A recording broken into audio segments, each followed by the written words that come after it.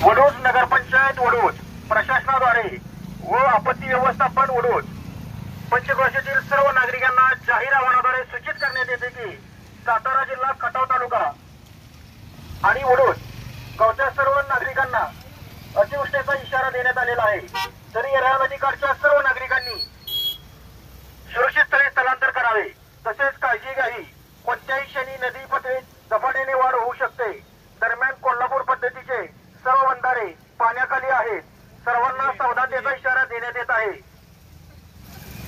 वडोज नगरपंचायत वडोज प्रशासनाद्वारे वडोज पंचक्रोशीतील सर्व नागरिक यांना जाहीर आवाहनाद्वारे सूचित करण्यात येते की सातारा जिल्हा खटाव तालुका आणि वडोज पंचक्रोशीमध्ये पावसाचा जोर पाहता जिल्हा प्रशासनाच्या सूचनेनुसार पुढील 5 ते 6 तास अतिवृष्टीचा इशारा देण्यात आलेला आहे।